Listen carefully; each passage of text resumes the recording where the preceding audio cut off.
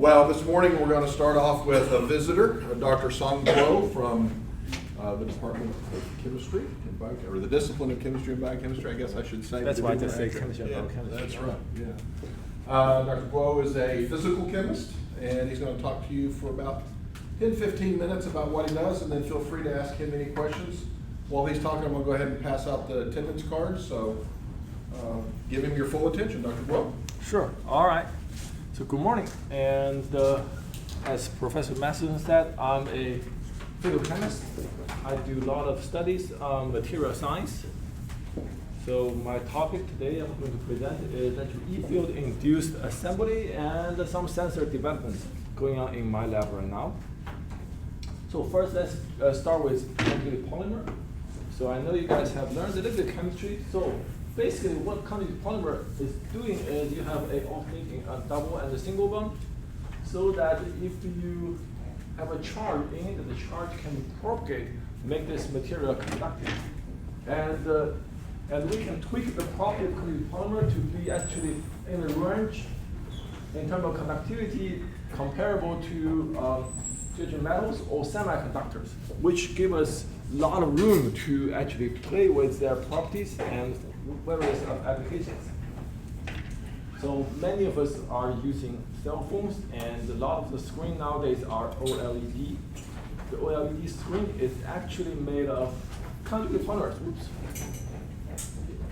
And the benefits of doing that is the polymer or the material itself can be tuned at molecular level, so we can actually use that to make a lot of new properties. So the material we study in our lab right now is actually a conjugate polymer called PCGT.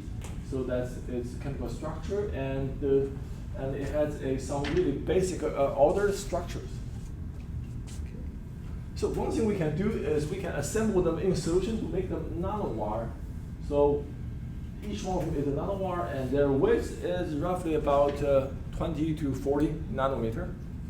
The length of each wire will range from probably half a micron to maybe a few microns. Okay, so everybody understand the length we're talking about, right? Nanometer scale. Okay, but I'll skip those studies on this part, but I want to introduce a little bit of interesting topic we have. Okay, so that was quite a few years ago. There was one day my first grad student, actually, he emailed me his finding for those. So that's our nanowire solution. But he found out that those nanowires actually assemble into large, like hair-like structures. Because initially we said it's nanowire. So they are what they are. They have the size of nanometers. We cannot see them. Okay, we cannot.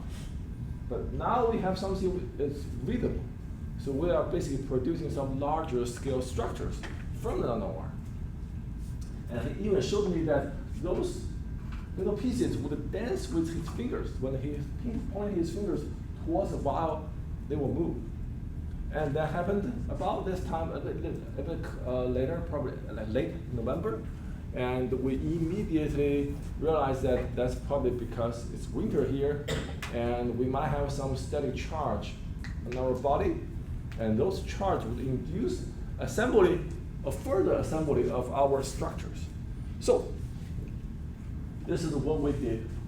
We pulled those solutions, we put them into a vial, and we apply a large controlled electric field.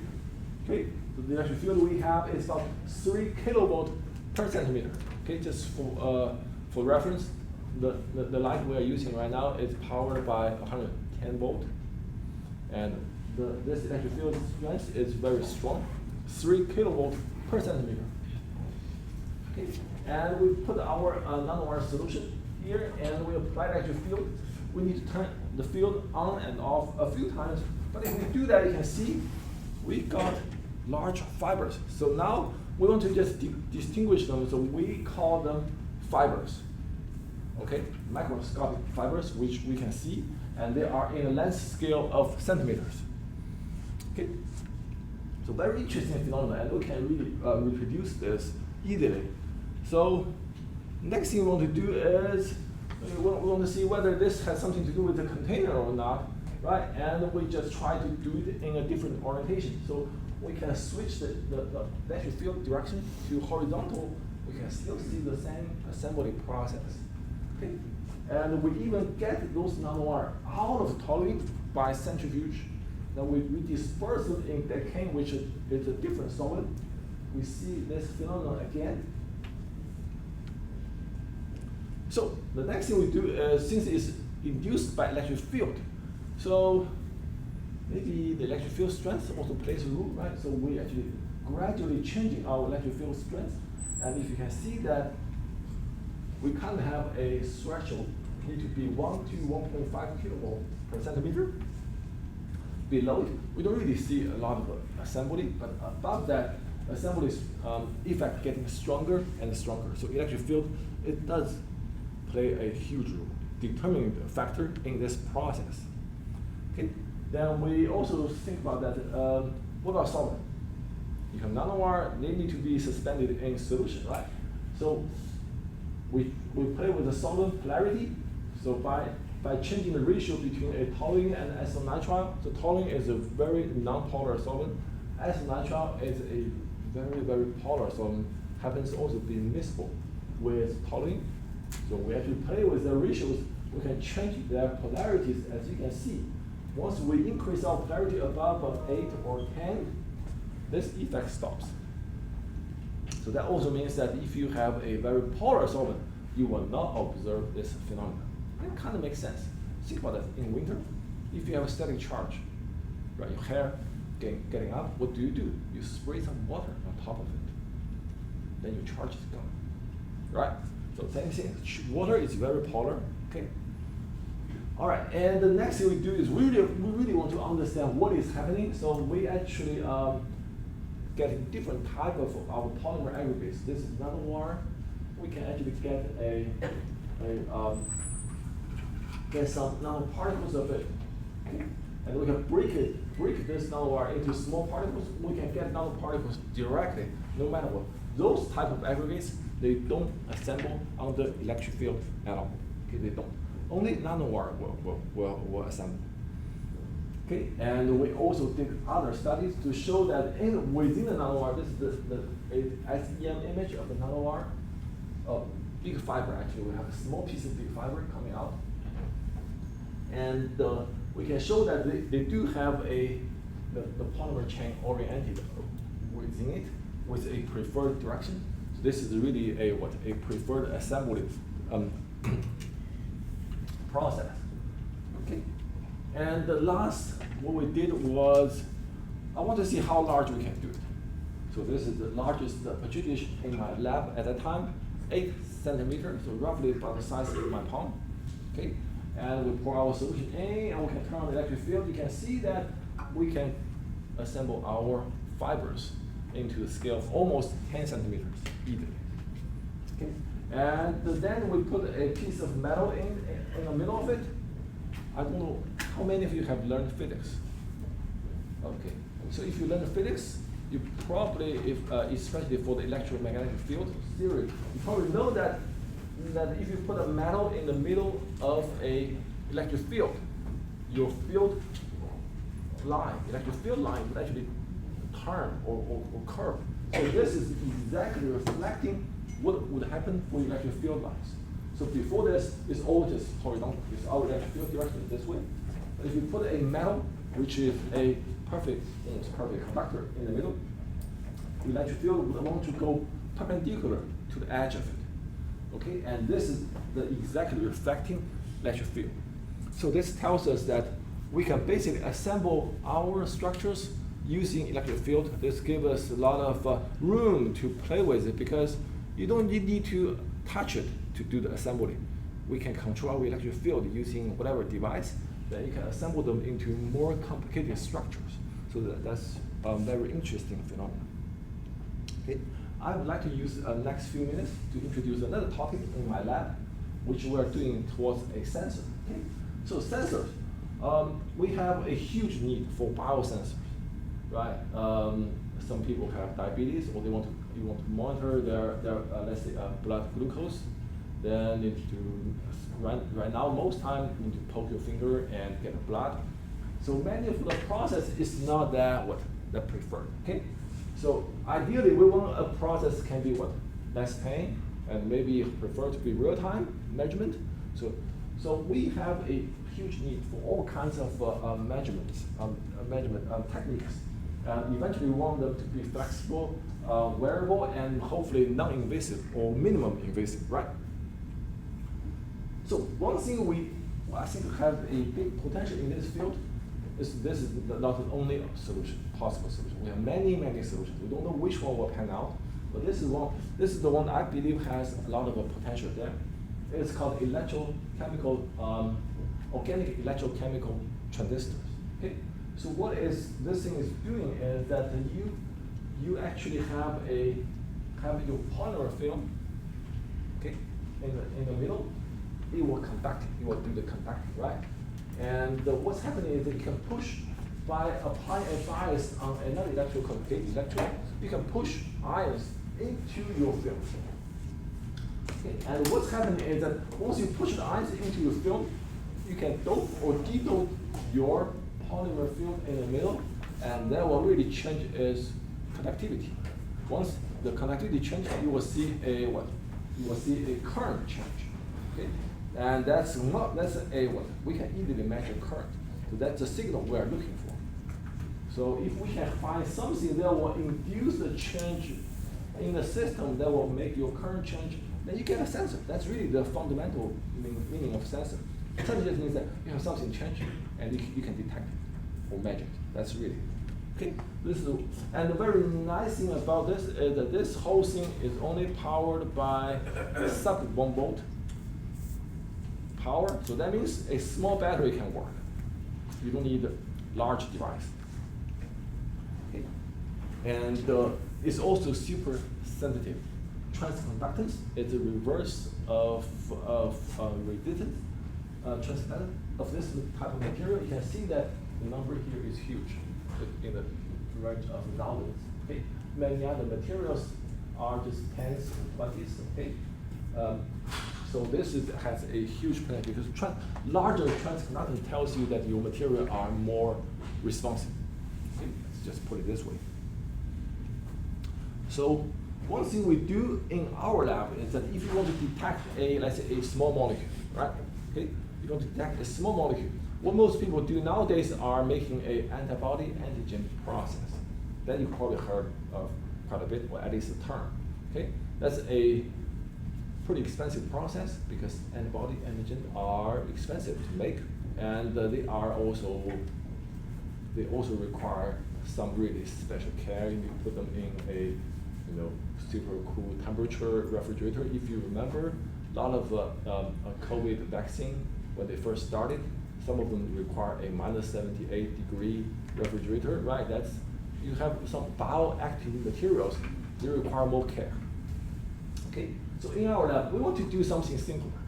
We get a polymer and we want to make some cavities in those polymer by mixing it with another molecule, the target molecule, we call them template molecules. You want to detect. Okay? So we mix them together and we grow a film like this. Then we try to wash or remove those template molecules out. Then you will be left with a cavity. And that cavity was a perfect match for the molecule you want to detect. Okay? And if you do that, then this material, this sensor film here is specially designed for your molecule you want to detect. And we want to see whether this will work for our system. So this is what we did. We just make our film, we can characterize it, we can make the film a little bit rougher. Sorry, I don't know what's happening. We can make the film a little bit rougher, and that is some other details of it. But you can see that film is rougher, and we believe within it we have a lot of small holes or cavities that can detect our molecule. So we call them OMIP, so molecule imprinted polymer. Okay, that's a term we like to use. We imprint polymer because we're creating a cavity for that. Okay. So once we do that, we want to test it. So we pick a molecule called dopamine. Okay, dopamine is the happy molecule to make you happy or relax. Okay, I don't know what's happening with my computer. Stop this one. Take this one. Okay, So we pick dopamine, and we also choose ascorbic acid as the interference because both of them are actually exist in our body fluid a lot. So you can see that if we use it in bare platinum is a very good electrode material. Okay, if we use a bare platinum, both dopamine and AA would have a very similar response. Okay, so you add the material into the solution, you will see a signal increase. Okay, step by. We'll keep increasing the concentration of our analytes, and every time you increase, you will see a bump. Okay, and we can capture that, plot them into a current response. But what you need to not understand right now is that if you're using a platinum, their responses are pretty much the same. So that means we are not being selective at all. But if we coated our platinum with a layer of MIP, the molecular imprinted polymer, what we see is actually the dopamine still have the same signal because our film, our cavity is what created for dopamine. So we can capture dopamine as same. But our cavity is not designed for ascorbic acid, so most of its signal is blocked. Okay, so now we have a really decent selectivity created. Okay, so that's really that's the one we really like, and we get a detection level at about 26 nanomolar. Okay, very good. And this is a similar plot. You can see that actually this is the one I want to show you. Is that we can mix them in this real solution. I don't know why. We can mix them in a real solution. What you can see is actually if you add dopamine first, you will see a big jump in terms of signal. And if you add 10 times more ascorbic acid, you only see a small increase of dopamine signal. So that means the majority of signal in your mixture is coming from dopamine. Okay. Same thing here. You add 10 times more ascorbic acid, your signal increased by this little. One portion of dopamine, you see increased by this much. This is just two processes, reversal process, showing that our signal are really mainly coming from dopamine, and our device is very selective towards dopamine. Okay, so that's another process happening, study in my lab, and I will just take this moment to thank my grad students and the undergrads. They are the one really doing the work, and also my work are funded by NSF. And thank you guys for your patience with me, and I will be happy to answer any questions. Right. I'll give Dr. Guo a round of applause. Any questions for Dr. Guo? Dr. Guo, did you talk to him about how many undergraduate students you typically work with, or are you looking for undergraduates? So right now I have 2 undergrads in my lab, but honestly, I prefer a undergrad to get in my lab earlier if you really want to do more in-depth research, because you need some time to learn your skill and get familiar with all the setup, everything. So right now, my current 2 undergrads, they only joined my lab in their last semester or so, or 2 semesters. Just want to finish the capstone. That will work to some degree. We can get you out the door with a capstone project to finish. But if you really want to do some quality research, high quality research, I encourage you to start earlier. Okay, maybe not my lab, maybe some other people's lab, but do that earlier just to consider that. That will help a lot in case you want to pursue an advanced degree or whatever. That will also looks really good on your resume. Okay, yeah, I would love to take at least about 1 or 2 more undergrads, especially for a long-term project. That will be really helpful for me and also for you guys. Okay. Anybody have any questions? What do you expect for your undergraduate students to already know? Like, do you prefer for them to have some physics or chemistry, or? Not too much. I mean, undergrads, right? And the thing is that what we teach in lectures are quite different from what we do in labs. But I expect a undergrad student to be reliable, follow the protocol, follow the safety protocol, right? And really be good at communicating. So if you see problems, ask. Have questions, ask. Don't just think, oh, I feel like I should just work this way. No, you just ask if you have confusions. That's actually the key thing in a lab. You need to communicate with your lab mates, with your instructors, yeah, just to make sure you are doing the correct things. Okay, don't assume I know everything. You might not. Okay, and ask one more question doesn't hurt. Okay, there's no stupid questions, basically. Yeah, I don't expect you know a lot to begin with. Okay, we'll train you. All right. Any other questions? All right, well, seeing none, let's give him one more round of applause. All right, thank you. Thank you, Dr. Blow. Thank you. Thanks, man. Yeah.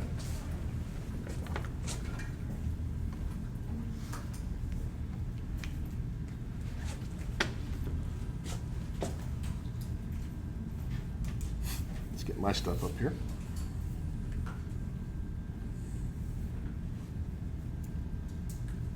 There we go. There we go. How's everybody doing? We're getting close to the end. Yeah? What is our last meeting? Our last meeting in here? Well, let's find out. I forgot what our last day is. Crazy question. Do we have an exam for you? We do not have a final exam in here. No. We do not. You've done quite a bit of work. So that's perfectly fine. It's not the point of this class to. So if we go to the syllabus, right?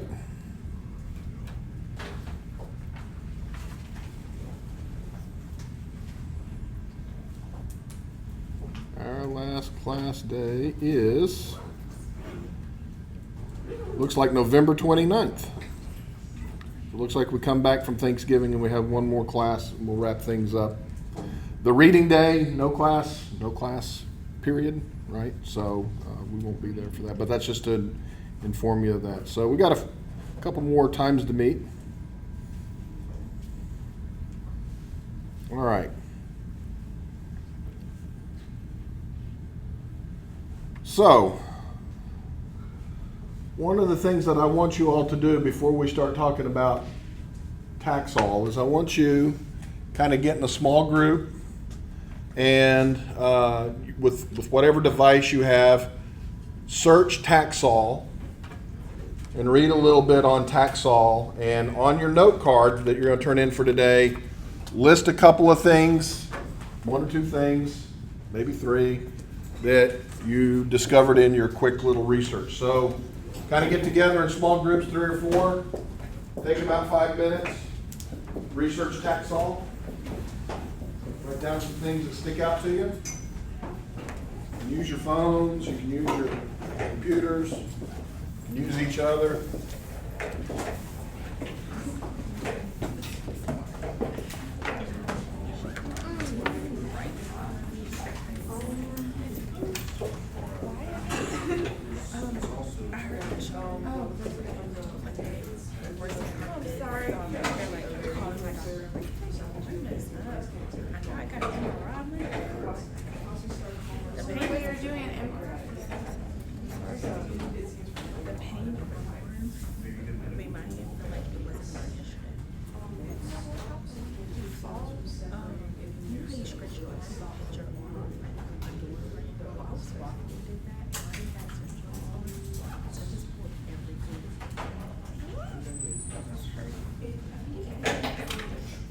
So Texas the brand name?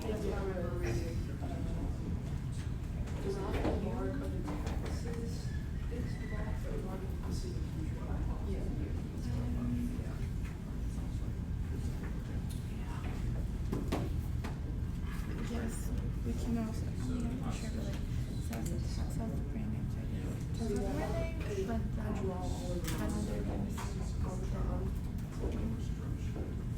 I guess the generic. I always heard that the.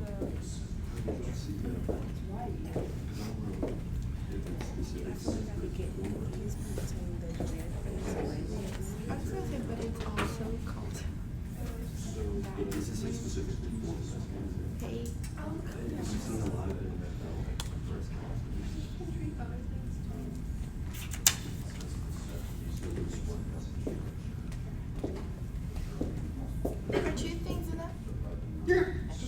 things, just come up with a couple things. You find one that interests you, you write more, that's fine too.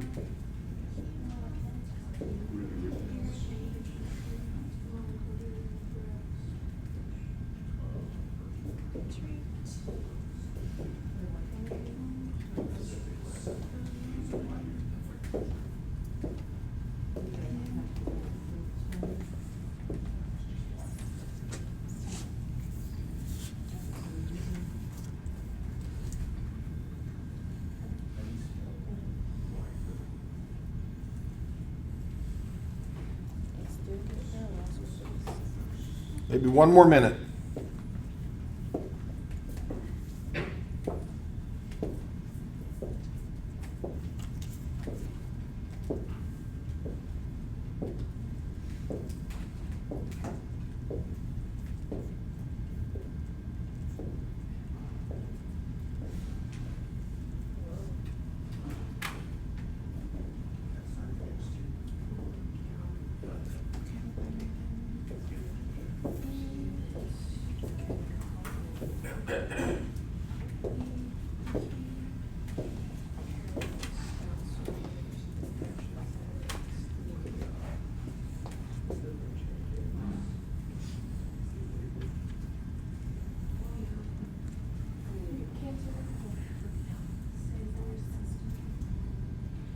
What is the red? Okay.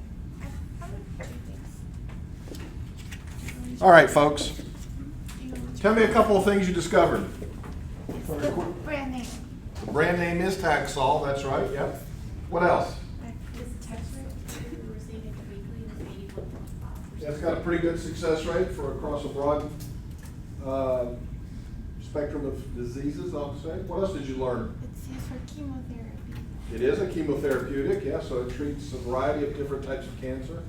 What's it, anybody figure out what types of cancer it's good at treating? Lung, ovarian, and breast. Yeah, I'm hearing a lot of different, yeah, that's right. So a lot of things, breast cancer, esophageal cancer, cervical, Lung cancer. lung, yeah, it's a pretty darn good drug.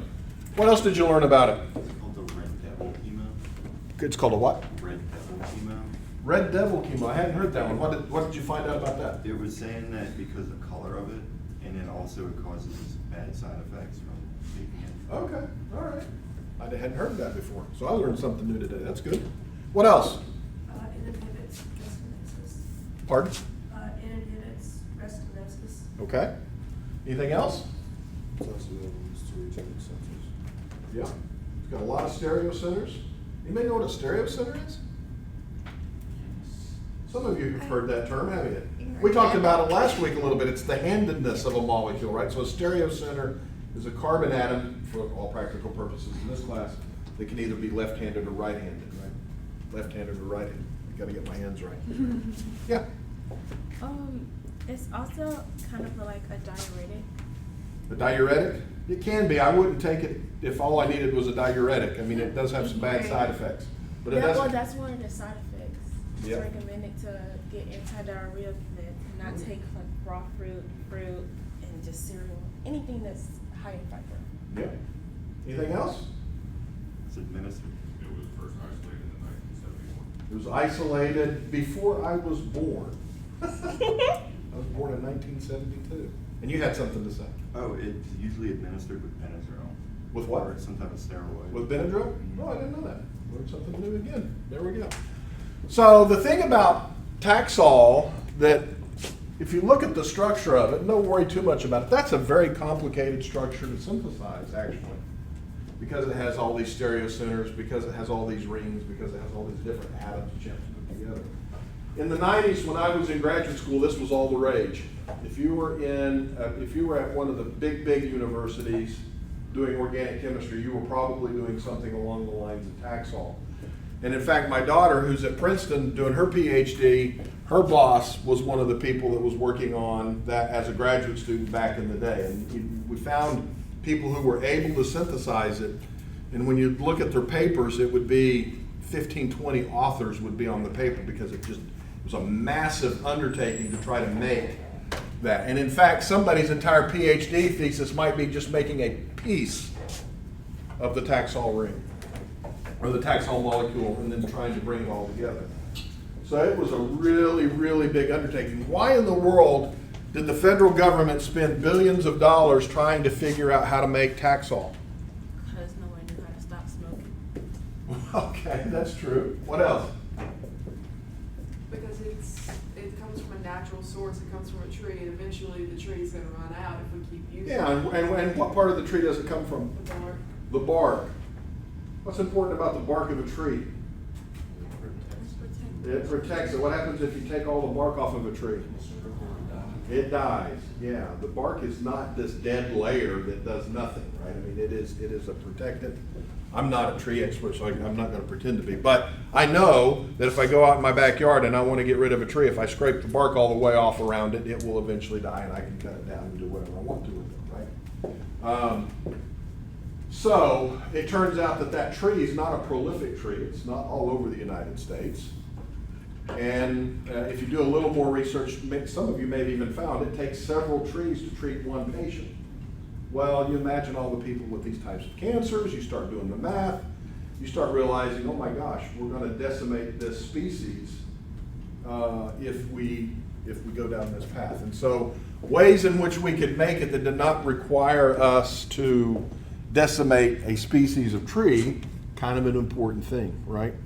And in fact, there's also a story, I believe it's true, it might be folklore, I don't know, but it was reported back when I was a graduate student at one of the big universities where they were doing research on making Taxol, and they had published that they had made Taxol. They found a stranger up on the lab walking around asking people, where's the Taxol? According to the legend, his mom had breast cancer, and he was desperate to try to find something to give her to do that. So I mean, it even had that level. I mean, common people understood Taxol was going to be a big game changer. Has it lived up to that hype? Yeah, kind of it has. I mean, it is one of those real success stories. Not everybody that takes Taxol walks away from their disease. But as you heard earlier, 80-something% success rate, that's almost unheard of with a chemotherapeutic. And it's this broad spectrum thing. I mean, it's not just for one cancer, right? So, yeah, it kind of has. And it became a blockbuster drug as well. What is a blockbuster drug? Anybody know what a blockbuster drug is? Like a drug that's really popular, or like has a lot It's like a blockbuster at the movies, right? And so, yeah, it was one of the, I don't know if it was the first, but it was among the first multi-billion-dollar sale drugs that were out there. And so, big deal. And so I just wanted you to understand a little bit of that history, because I think it's cool. I think it shows the importance of chemistry in medicine. I think it shows the importance of people in the academic realm who were trying to figure out how in the world did Mother Nature put this thing together, right?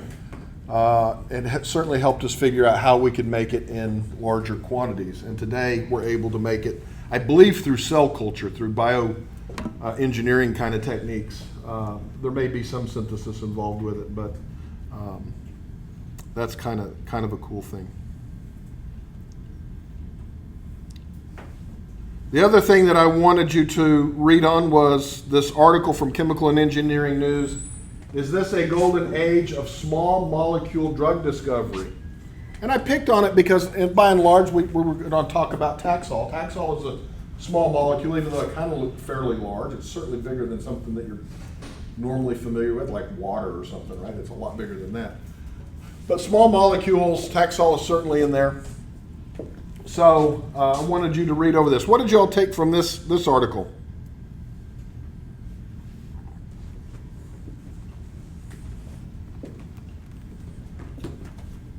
Most drugs from like the last 100 years were small molecule drugs. Yeah, most of the drugs that you take orally are small molecules, right? You'll leave, hope you don't leave this class with a headache, but if you leave one of your classes with a headache today and you end up taking something, you're going to be taking a small molecule, right? You might be taking aspirin. Aspirin is a small molecule. You might be taking Advil. You might be taking ibuprofen or Aleve, right? All of those things are small molecules. And does anybody know why small molecules are important? Other than they have medicinal effects, but why is it that they have these medicinal effects? Anybody know? Anybody have any ideas? What special properties might a small molecule have that a big molecule doesn't? You can absorb quicker. Okay, absorption is one thing. What else? Do they react easier? Well, they can react. I mean, they could. I would also argue big molecules can react fairly easy as well. Kind of depends on what you mean by react, though, too. But what else? What do you think? Would it be safer taking? It could be the case. There are some large molecules, like, for example, conotoxin, very large, very deadly. But there's also some very small molecules that are also very deadly. So size doesn't necessarily make the poison or not. And in fact, Tylenol, which is a very small molecule, is highly toxic. How many people in here have ever taken Tylenol? I have one right now at home. How many of you have ever worried about taking your Tylenol? I read about all A couple of you. Maybe I should have. What Maybe you should. It turns out that the dose that you need to be effective and the dose that you need to be toxic is a very narrow window. It's very easy to overdose on Tylenol. Do not do it. Follow the directions, okay? It's just one of those drugs that we've had for so long that we buy into this idea that it's safe for people to use, right? But it is a very potent liver toxin, actually. And so if you overdose on Tylenol, that's a bad thing. So do not do it, okay? Even though it's over the counter, you don't need a prescription for it. Just because you don't need a prescription for it doesn't mean it's not something you need to. But it does its job well too. You don't need to be afraid of it. Just I'm don't gonna throw mine away. don't throw your Tylenol away. Tylenol's a good drug. Just be careful about how you take it. Okay? So you're seeing a lot of examples in here of small molecules, right? And 10, 15 years ago, maybe a little longer, there was this myth out there that biologics were going to take over the world. That we were going to be able to grow all of our medicines in cell culture. We were going to be able to harvest it from microbes. These molecules tended to be very large. We were going to be able to use proteins. We were going to be able to basically put the chemist that makes carbon-carbon bonds, like me, organic chemist, kind of out of business. That was the funding dried up for a while. And it turns out that biologics have a problem. Anybody know what that problem is from reading the article?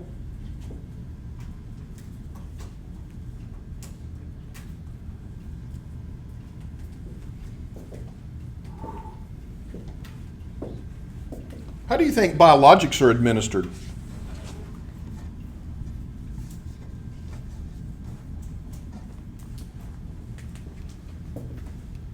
Think you just pop a pill? Most biologics, you do not pop a pill. You take it through an IV or a shot, right? An IV. So what are we talking about for biologics? We're talking about proteins. We're talking about peptides.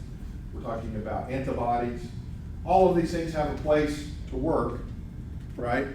But they are difficult to administer.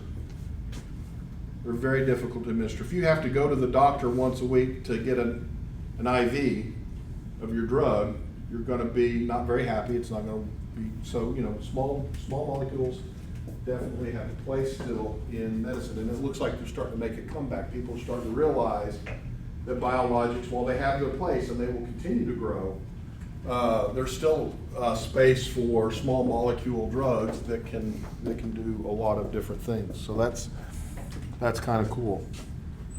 Okay. Why do you suppose we have to administer biologics intravenously through the vein? Why can't you just take a biologic and swallow it?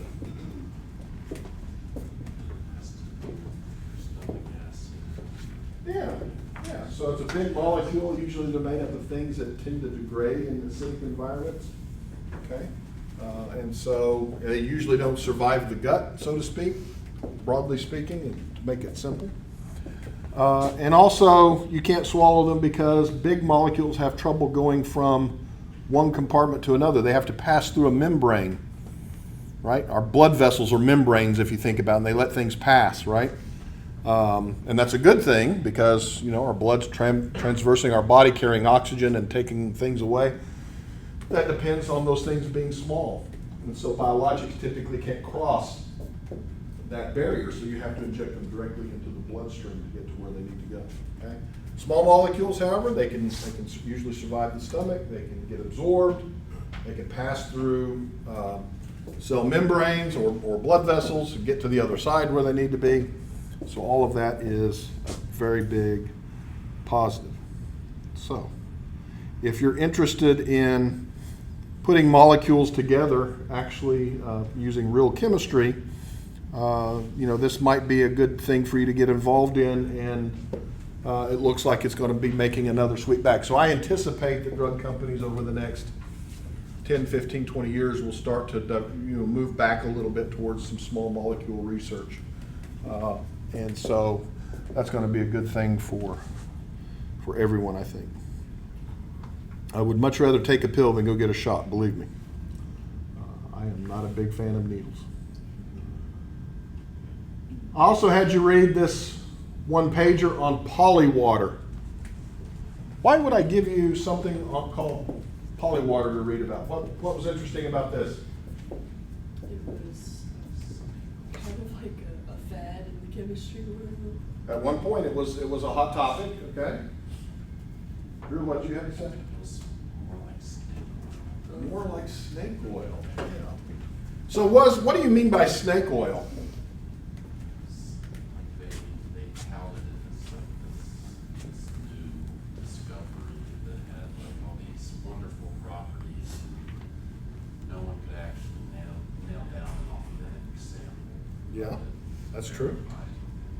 Yeah, when I think of snake oil, I think of a snake oil salesman, somebody who knows it isn't worth a darn and is trying to sell it to you anyway. And there's a lot of that out there. I'm not so sure that I would put this in the category of snake oil, but there was certainly a camp that thought that what they were seeing was true, and there was a camp that couldn't reproduce it, right? So I don't really know what the intentions of the people who were supporting it were, but if they knew better and were touting that it had some sort of property, that is snake oil. Okay. What else?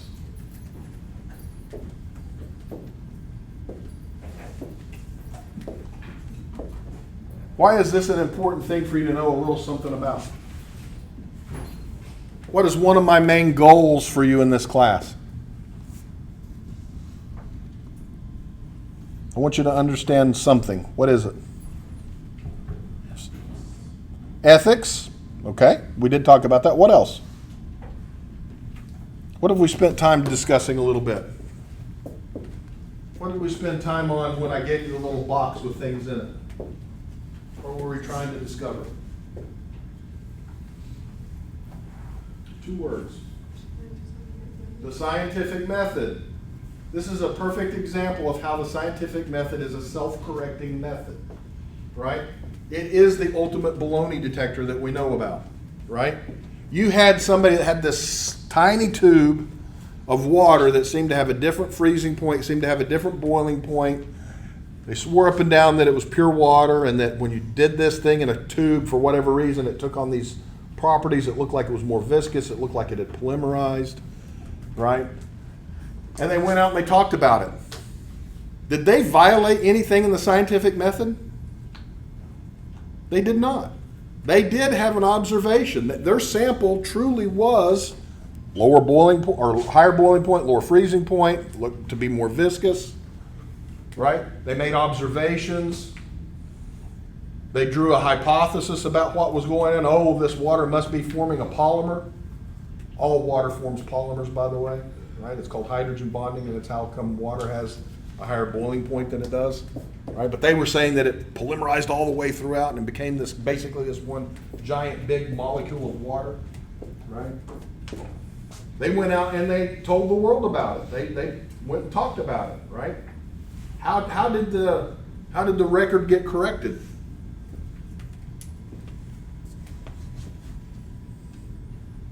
Right? If I tell you something that you think is baloney, what are you gonna try to do? You're gonna try to reproduce it, right? You're like, I'm skeptical. I don't think that that's right. I'm gonna go into my laboratory and I'm gonna get a little tube and I'm gonna put some water in it. And I'm gonna try to make some measurements. And some of the people that did that said, I can reproduce what they're doing. And the other people said, I can't reproduce a thing, right? And that debate went on for a few years. And then somebody figured out what? What did somebody figure out from this? It wasn't pure. It wasn't pure. And it turns out that impure water can explain every observation that they were reporting, right? If you take water and you put salt in it, what happens to its freezing point? It changed. It changes. How does it change? Does it go up or go down? Goes down. It freezes at a much lower temperature, right? What happens to the boiling point? Goes up. That's exactly what they saw. And in fact, when they finally were able to get an authentic sample of polywater and look at it, they said they really couldn't distinguish it from human sweat. What do you think about your sweat? It's got a lot of salts and impurities in it, right? So could it have been possible that somebody, as they were preparing these samples, got cross-contamination with their... Absolutely. And it's easy to understand how that can happen. I got a bunch of little tubes. I'm working with it. Maybe my lab is hot. Grip. Now all of a sudden things change, right? So what does that mean for us then as scientists? We need to keep good records, right? Did somebody make that observation, right? So we got to be observant about what we're doing. But I share this because this actually was a sensational story back in the day, okay? And people actually started fearing this idea of polywater. You know, there were even articles that came out in the popular press of, you know, if this gets out of the lab and gets in the ocean and all the water polymerizes, life as we know it will end. That is a sensational claim. And sensational claims always require extraordinary evidence. When you hear something that is too good to be true, you need to be thinking, you know, you got to do a lot of proving to me to do that, okay? And so, you know, that's the essence of being a scientist. And this is the essence, this is one of the examples that I like to share where the scientific method did what it was exactly supposed to do, right? If everybody in this story is perfectly innocent, right? Somebody just happened to be right and somebody happened to be wrong, right? But the scientific method allowed us to determine that what was going on was essentially nonsense. Okay? I am not going to play the video, but Caitlin Burkhoff was a student of ours a couple of years ago. What did you learn about from the conversation with Caitlin Burkhoff? She started her research experience her Her what? freshman year. She did. She started very, very early on. Did she find that to be a good experience? What else did you learn? She was a Goldwater scholar, yeah. Now, unfortunately, this semester I haven't been able to get the Goldwater folks over here to talk to you simply because the person that used to do it left and we were in the middle of hiring somebody new, so I haven't been able to schedule that. Does anybody know what the Goldwater scholarship is? It's basically just a scholarship to show that this is someone who's a very good researcher and has a promising future in research in whatever field it is that they're researching. Okay. One of the things I'm going to have you do today as part of your notebook reflection is look up the Barry Goldwater Scholarship. I'll give some instructions on that and write a little bit about it. It is something that you all should aspire to do if you're serious about research. It is a very prestigious award. They only give out so many in each state. I don't know exactly what our statistics are right now, but for many years, pretty much so the whole time I've been here, The University of Southern Mississippi has led the state in the number of Goldwater scholars. And so it's for any STEM field, right? So biochemistry, chemistry, biology, polymer science, geology, geography, whatever. You can apply for the Goldwater Scholarship. What do you think makes a competitive Goldwater scholar? A lot of research experience. You can't wait till the end, right? The Goldwater Scholarship is a very prestigious thing. Even if you are on a full ride here right now, I would highly recommend you apply for the Goldwater Scholarship. And the only way that you can be competitive at that is if you get started in research early. If you get a Goldwater Scholarship, okay, and you graduate with a decent GPA, you are going to find jobs, you are going to find places that will take you, very prestigious places that will take you in medical school and or graduate school. Okay, does anybody know where Caitlin went to graduate school, where she was going? I believe she ended up at Rice. Okay, so there are programs out there that really seek out Goldwater scholars. They are the ones that they want to bring in to their laboratories. So I highly recommend you do that. Now we have this competitive scholarships office. It is housed in the Honors College, but it is not just for Honors College students, okay? So you do not have to be an Honors College student to get a Goldwater Scholarship. I want that to be very clear, okay? Yes, a lot of Honors College students get them because Honors College students have to do a lot of research for their thesis. But there have been examples where we have had non-Honors College students being very competitive for the Goldwater Scholarship, okay? So if you're interested in that, I'd be happy to talk with you some more about it. But the key right now for you, being as early on in your career as you are, if you're thinking at all about the Goldwater Scholarship, you need to be talking to faculty about getting involved in research. A competitive scholarship application will have at least a semester or two of research already under their belt, and at least they have given a public presentation of their research. Okay? So what the Goldwater Committee likes to see is that you've done a lot of research and that you've published or presented that research. A paper is great, but that's hard for undergraduates sometimes, and they usually accept presentations at public, prestigious meetings as well for that. Each institution, I believe, we're only allowed to submit 4 scholars every year to move up. So there is an internal competition. So even being selected by our university to move forward is an honor. So if you're interested in that, please see me later and I'll get you in touch with the folks that can help you with that. But if you leave right now and you're thinking about it, the next thing that you really need to do is think about who might I do some research with, and start getting involved in thinking about applying to that scholarship. Okay. Are there any questions about any of that? Anything else you took from Caitlin's video?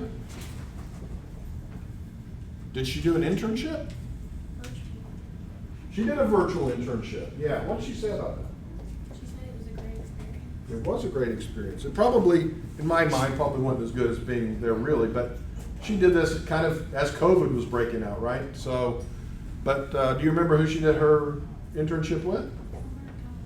It was somewhere in California. I don't think she had to travel to California, but it was in California. She was doing stuff remotely as part of her internship. So again, a very important component to building a resume, okay? So I will continue to show you some of these older videos that we've had with former Golden Eagles. Do you all find them interesting? Okay, good. So I don't want to bore you to death. But I think it's important to see people that were in your shoes not too long ago and what they went through to be as successful as they are. So I will see you all next week. On your way out, please turn in your note card. Have a great rest of your day and week.